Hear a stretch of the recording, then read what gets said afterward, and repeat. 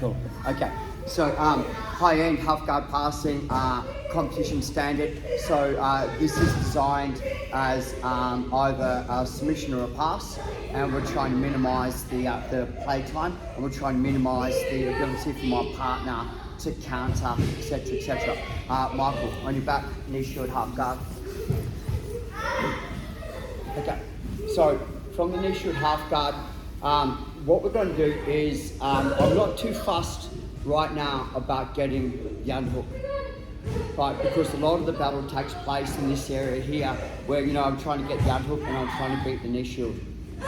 So instead, what I'm going to do is I'm going to use my right hand and my left hand, and I'm going to shoot my hand through as deep as I can into the collar on this side here. The second part about it, my partner will generally do it. Michael's doing to have the ability and the access to sweep me this way. Right, so I'm going to do two things. Number one is this, I'm going to compress the knees. So my left hand opens up, I'm going to spin around just a little bit. So my left hand opens up and I can reach, I can give my arm because my arm's on the outside of the legs. I put my toes down, so I'm heavy on my partner. And this is the deal, thumb goes in. Right, your choice.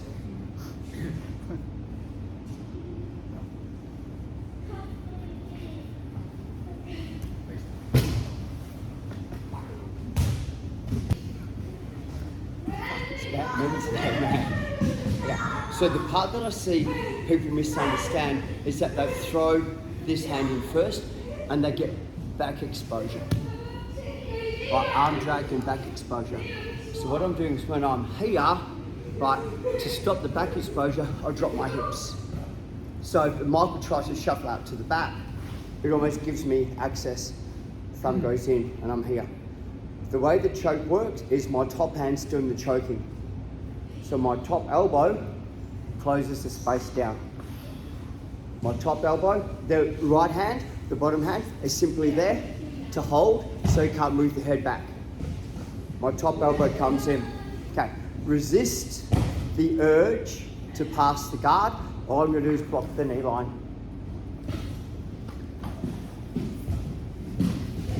Are you thumb in, thumb out? Fingers, thumb. Down, come in, spin a while. Take your one. Sit down. And I'll get to realign my camera again. Just face it back to me. Okay, so knee shield, half pass. Rule number one, or the goal number one, is that I open up the collar and I shoot my hand like under the neckline from here.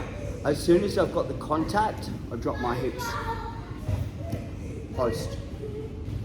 Okay. As my partner moves, my thumb shoots in. My top elbow reaches to the bottom elbow. I'm going to sit here. One thing I do is I beat the knee line. So it's up to Garen now. Right. High end. Super high end. A little bit of commitment on it, right? But once you get this play on this, it's a super high end choke. Right, so the part that I want you guys and girls to concentrate on is here, don't pull it towards you because there's no space, open it up. So that allows my hand to shoot. As soon as I've got my grips, I drop my hips slightly to my left-hand side, post. I don't put my second hand in yet, I wait for my partner to react. You get a little bit better bite. Beat the knee line, elbows come together. And I'm going to go about 20%. I'm going to let my partner play around a little bit.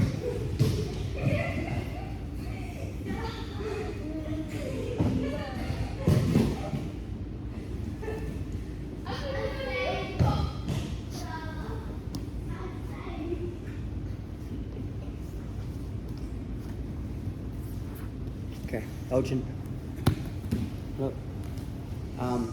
There's a part, everyone's kind of getting the first part right, which is awesome. Like, everyone's getting the first part, half guard, knee shield.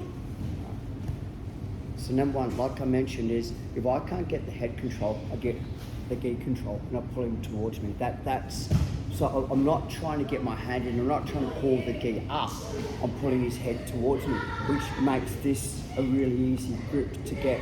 And when I do get it, I'm curling it up. Right.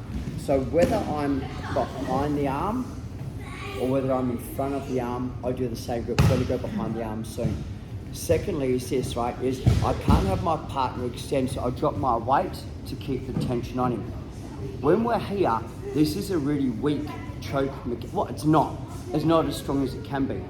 So to improve my choke mechanic, I close the knee line up. So when I turn the knee line, even if I don't, so turn on just a fraction. So I can't afford that knee to come through because I'm obviously in a triangle arm bar because my arms are susceptible to being attacked. So what I do is once I've got this super loose, is I turn the corner. This allows me to close the space up really well. Secondly is I can kick and pass the guard, but I still have the choke. Right, so this is all about my weight kind of going 45 degrees backwards, but I've got to beat the knee line. Like I have to beat the knee. Number one, it's hard for them to recover guard. Number two, it puts me in a far better position to choke. Number three, I'm pretty much ready to upgrade to mount or to side control, depending on what my partner does. So they're all assets towards me. The biggest thing that you're going to find from me, once I've done this and people kind of go, man, I recognize the threat and the danger. Once I open this up, people are going to thread the arm to do that, to try and break it. Think about it this way, is which way they're pulling the arm. It's actually helping me. You want to be pulling my arm that way so it's hard for me to go to, but what people do is they go up here and they pull it down. I'm like, okay, cool. You put me in the, okay, good. Beat the knee line. Now, I make my right foot right. You can step to mount on that as well. So if they commit to the stop the choke, the mount upgrade's really easy because there's nothing to stop you from upgrading to mount because the hands are committed to defend the choke. Okay, let's go again, guys. 1, 2, 3. Appreciate that. Very frustrated at the moment. Okay, high end choke, highly aggressive. I'm doing this to cause a little bit of a neck crank pain to get the pass or the sub. So this is a lot more competition kind of based. Good work warming your neck up, Belgium. Okay, come here. Half guard you should. Okay. I just want to get top over other side. So I just want to get top over. Everything's exactly the same thing. So from here, it's my bottom hand, right? So top hand opens up the collar, pulls it in from here, and my partner's doing a really good job defending this hand. So like, you know, I'm trying to get my hand out. They're doing a really good job from here. I'm going to pretty much throw myself top over. So I want to roll this hip down and want to roll this elbow down. So I want to roll this hip. So I'm going to try and roll over the knee line. Okay. So number one is, I haven't got it, but I'll make sure my right hand is fairly deep inside the collar. I come up onto my toes to keep the pressure on my partner. I roll my hand over and get the choke. Right. I am using my hip line to put the head into the mat. Like I'm pretty much dropping my weight onto your head. And I'm using like a lawnmower stuff. They probably don't even do lawnmowers like that anymore. Yeah. So I'm doing a seated row kind of mechanic to finish. And once again, it's the bottom hand that does the choking. The top hand is the hold. So we're here, put Elgin's head in nice and close, get hold of here, and Elgin goes, it's that choke again, so he's defending the arm. So I'm having trouble getting my hand, yeah, like this. Okay, so tip your toes to put my weight on my partner. Roll my hip, roll my hand, get hold of the back of the belt. Roll my hip down. In one motion, I sit and pull and step. Try to leave the arm there so I can try to do something. Yeah. Like I try. No, because my whole weight is against the end of the frame, I'm not attacking here. When I'm rolling, it changes the dynamics to there, which means that your frame system's pretty much null and void. You know, so there's a lot of like little bits and pieces from here that work. So open up the collar, pull his head in, grip, okay, tip your toes, over, back step, start the lawnmower. And they're probably going to start to defend it. I'll do like to come over the top and just finish the choke from here. So my hand stays on the belt line. Change partners 1, 2, 3. I thought about trying to put this on. I'll break the wrist. Exactly. Half, as I'm attacking with my open hand, my partner shoots the unhook. Right. So I feed the hand through, and this is the hardest part about the entire move. I can't get it deep. I'm going to throw my hand backwards as wide as I can and turn my right shoulder to the ground. I throw my hand backwards as wide as I can, so my right shoulder to the ground, past the guard, and then come into my choke.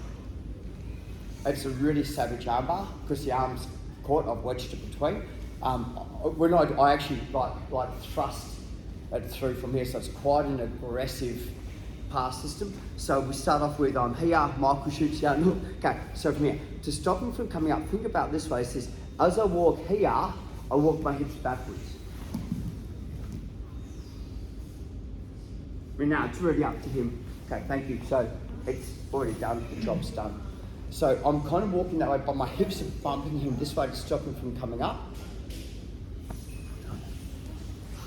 Oh, you shot backwards. Yeah, so if I'm here and he goes, I'm in the choke and shoots backwards, over the top, and same deal. Just do it, even with the arm in, just do the same choke. So for me, like, you think about it, so I'm going to go hand, hip, so you can only limp arm, and that's just a whole back of the thing. If you do your Darshan Anaconda, it's like if we're doing no gi, I'd go the Darshan Anaconda, like I'd shoot my hands through and pretty much just, which is an even tighter choke.